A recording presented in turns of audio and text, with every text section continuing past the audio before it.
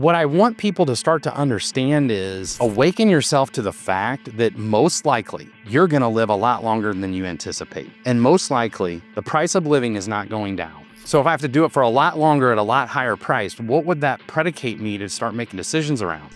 To stay where I'm at? To keep doing what my parents did? To think that I'm going to walk away from something at 65 years old? Welcome to the Lion's Edge, where top performers sharpen their teeth. Hosted by Joe Blackburn, founder of The Lion, who is relentlessly dedicated to helping business owners lead multi-million-dollar teams. And me, Jason Croft. I transform unseen entrepreneurs into industry leaders by developing their market gravity. Each week, we reveal proven strategies and raw insights to help you maximize your business, multiply your wealth, and make your family indestructible. Now, let's create your edge. There's this piece of, as you call it, self-deception going on when we're trying to calculate what do we really need? How much do we really need and for how long, right? I look at it this way. My grandma's 97 and she went through the Depression and her hearing isn't great and sometimes her memory, but physically, she's real active at 97. Like she can do almost anything, within walking, playing with great grandkids, doing all those things. So we have this picture in our mind of what old looks like. And I look at myself and I'm like, I don't feel old other than nagging stupid things I did as a kid that now come back. But I think people still see the arc as, okay, I'm going to hit 65, 70, retire, and then live another 10 or 15 years. And if I just keep doing what I'm doing, that's going to work. And if you had to tack on another 30 to that, if I make it to 70 and I'm healthy, my odds of going through 100 are through the roof. Well, and that's based on the boomers and that other generation. Well, for us, people, one of the things they say about why we look younger than these other generations at the same age, like if you go, they do that on the internet where a 50-year-old today versus a 50-year-old of your parents and a 50-year-old of your grandparents, it's because of not smoking, sun lotion, like all these little things that are like, before it's like, oh, aren't you going to put like Tropicana on and get a tan instead of like SPF? And smoking is actually bad for you, and maybe you should pay attention to your diet and exercise and all these little things. So projecting out my, unless I get hit by a bus or taken out, which is probable, but if I'm 50 and I go to 130, that's 80 years. 80. So when I talk to some of these, and again, I always come off like I'm like, are you this dumb? And it's not what I'm saying. It's like, can you conceptualize the length of time and the amount of money it's going to take? And I don't think people wrap their minds around it. And in the plan, I came out of planning and we've got a lot of clients that do planning. Even in the planning world, they're saying 95, like to 95. But the actuaries that calculate like the risk of someone dying for insurance and things like that, their tables are going out to 130, 135. So where are they going to be 15 years from now? So when I talk to someone about their wealth or their dreams or whatever it is,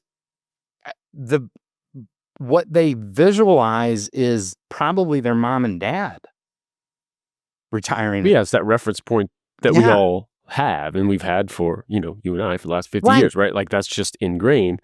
And just like anything else and goals that we're going after, if you don't actually sit down on paper, what does this look like? What does this take? Oh, crap. In your mind, the world has this vague, oh, if I can just get $1 million, I'll be set for retirement at 65. That'd be everything. That's going to run out fast when you're talking 110, 130. I don't want to bring shame to your mind that you're doing this because you're an idiot or you're not smart enough or you're not courageous enough or what. I got to be careful there. It's just like, I want them like to have like an awakening of like, this is for real. Like, look, just look back and thinking that if I'm making $250,000, $500,000 now, and they're probably not saving. I mean, and I'm not a big savings person unless you're in a company, but entrepreneurs wise, like you have to understand the leverage that it's going to take to sustain the income you're taking now. It's an underestimation of time and money based on current reference point. And I am telling you again, we talked that silver tsunami. This is like that window, and you see where you see it most is the exit planning, because there's a lot that goes into that, and coordination with, all the different strategic alliances and the valuation of the company, all those details. Where it's not really being talked about is, how do I get one of those? How do I grow mine? And part of it, especially in the, under the M&A, line, where you're not doing 6 months of due diligence. Hell, we had a deal we were looking at yesterday with a client. They want to get it done in 60 days, like a house closing. So it's not as sophisticated. It's not as exact. The frame of reference is lower. So it's like a weird uncharted territory of that tail end of boomers giving the opportunity to absorb or acquire, because those you could absorb it. They don't have a choice. Or I can acquire it and compensate them. Maybe a combination of both. But if I wait, let's just say I wait 10 years, that is going to play itself out. And then it's going to be in the hands of young, healthy specimens like me. And if I live to be 130, I'm going to put that in my affirmations. I'm going to make it to 130. I am 130. But Nice. well, then it's, now what? And I saw this morning on like white collar panic or something.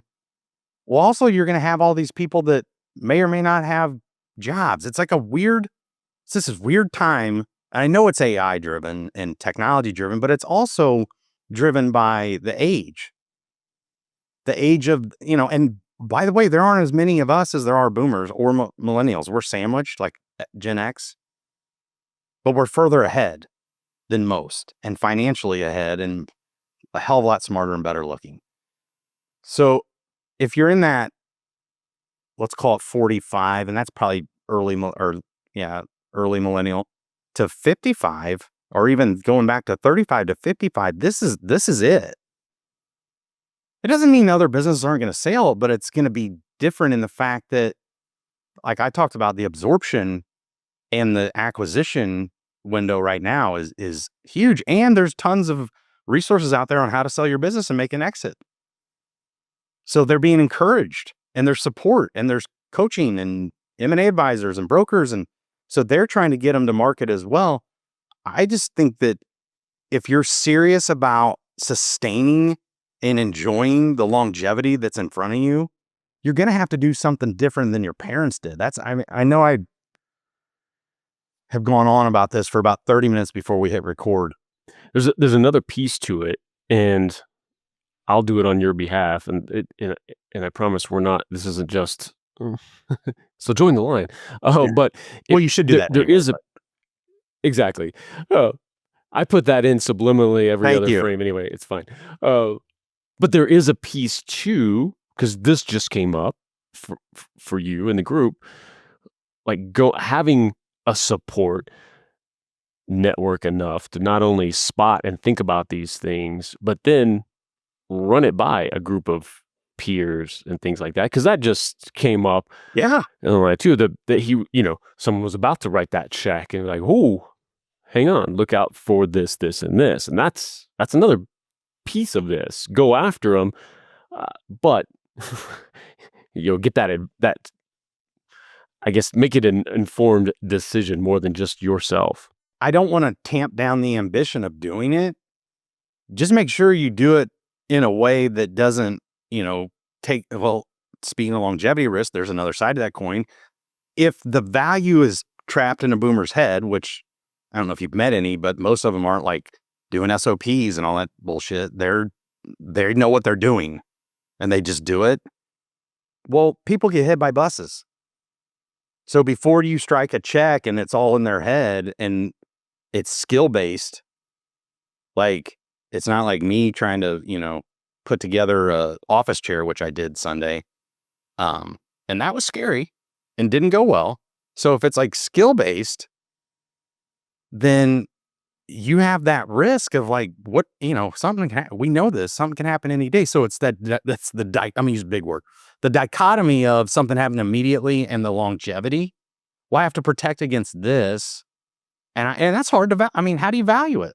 So what I want people to start to understand is the first thing is, awaken yourself to the fact that most likely, you're going to live a lot longer than you anticipate. And most likely, just based on what I've seen, price of living is not going down. Let's just call it the price of living. The price of living is not going down. So if I have to do it for a lot longer at a lot higher price, what would that predicate me to start making decisions around? To stay where I'm at? To keep doing what my parents did? To think that I'm going to walk away from something at 65 years old? I mean, shit. There's 65-year-olds out there that look like they're 40 that haven't had drastic cosmetic changes. So I want to send the message and help people. It's like you don't want to be like a vulturistic opportunist, because in that conversation we had, the person that was thinking about buying it has a good heart. And they're like, well, I want, that guy worked his balls off for 40, 50 years. I want him to get something. I don't want to just execute him. And I get, there's two schools of thought, and, business is war and I got to kill everybody. Great. Well, I actually admired that. I'm like, you know what? That's a good sentiment. Like everyone does, someone doesn't have to like get throttled for you to win. So how do I do that? I call it the bridge. How do you make that transition as smooth as possible on both sides to get to where, there's a lot of people that need what they do. So you can have a human aspect of it. It's just the realization of I have to do something different. Like, and no one's really talking about that. It's not easy to execute either, because the frame of reference on a $4 million business is what? Is there a market for that? Is there a playbook for that? Kinda. But I don't want to let it slip through my hands, and then I'm standing here 10 years later, and now I'm forced to, buy something. I'd assume at a huge premium if it's in the market, but it's not. I don't even see them change. Like, hell, why at 55, if you're 45 at 55, why would someone, if they have the same paradigm, they got to live a long time. They want to transfer it to their kids. So I get into my diatribe mode. I think people need to really think about what this next, I call it 5 years. And dude, I'm not a statistician, but numbers, the numbers aren't lying. There is a huge opportunity. And if you're like, I'm just going to do my thing, I think you're going to miss this one. It's kind of like Bitcoin 20 years ago, because I hear that on the internet now. You should have bought Bitcoin in 2013. Are you fucking kidding me? If I was in financial services in 2013, coming out of the financial crisis, like, someone tell me even what Bitcoin is. I guess I'm a boomer now, but my point is that, the supply and demand of that, yeah, that's probably going to happen. And you're seeing the gurus and online people say, buy Bitcoin, buy Bitcoin, buy Bitcoin. The only thing, and I hope I'm wrong, because I know a lot of people have. The only thing I've ever seen on that game of chance is people get wrapped up into something they don't understand, can't get their money out, the government regulates it, and now they're stuck holding the bag. I hope that's not the case. Hell, I may buy the ETF or whatever. I don't know. But I'd make the bet, if I was making the bet now, if I had capital and time and energy, I'd make the bet on me and my ability to grow and lead and make good decisions for longevity, because it can be a portion of what you're doing, but it's not the end all be all. Like, anytime everybody's chirping about something, my experience has been, this ain't the right time. So maybe you can say that about what I'm saying on the Silver Tsunami, but I will tell you, the number of age, meaning this many people with this much business at this age, their sustainability is going this way. So if I was going to make the bet, because I could put it either place, I'd bet on this thing and take my chances and put my money where, my ability to earn is my greatest asset. That's me. I'd bet on me. And I see people wanting to shuck it and say, I'm going to do this, stay what I'm doing, and save. And I think that's a recipe for disaster. And maybe I'm wrong. I don't know. And I think it's that mental piece too. It's a weird dichotomy again. New word, Gary. That's right. That's right. I gotta get a new shirt. Where there is this feeling coming through of, wow, we are going to live maybe another 40 years than we thought. And that instant, you can take that as, oh, good, so I got time. No. Ooh, that's a good point. No, this is, you're going to live another 40 years, so holy shit, you better get in gear. That's how I'm seeing it. If I were looking at it from the aspect of less people that can actually work in society with the AI thing going on, and I still have to sustain my lifestyle based on what it is today, that's where I would go. I would accumulate and grow where I'm great. And so this kind of applies to the entrepreneur or the business owner or whatever. I don't know. I mean, someone got semantical with me the other day about entrepreneurs and versus calling them a business owner. And it's like, who's taking the risk? Can we just make it? Who's taking the risk? Who's making the payroll happen, whether they have the money or not? That person's it. That's tag, you're it. If I have to make payroll, regardless of what's in the checkbook, I'm it. So that's where I would see you can multiply the best and the fastest and always put the money in the greatest asset, which is your ability to earn first. Doesn't mean if I have excess capital, I don't do other things. But if I can, old Gusher principle, if I can just keep making this thing bigger, that's where capital goes first. Then I allocate. And if I keep doing that, and let's say you did want to retire at 75 from 55 or from 45, 30 years from now, it exponentially, but don't miss this little window right now where some of these old boys are just done. And like my good friend Ben said, well, I want him to get something. I don't think that's terrible. Happy Tuesday. Happy Tuesday. You're going to live another 40 years. Better get to work. At least. All right. Awesome. All right, Lions. There's your edge. You've just experienced the Lion's Edge.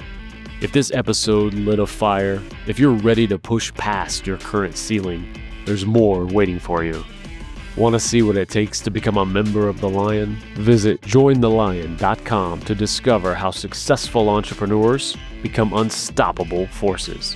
And make sure you never miss an episode by hitting subscribe wherever you get your podcasts. This isn't just content. This is your edge.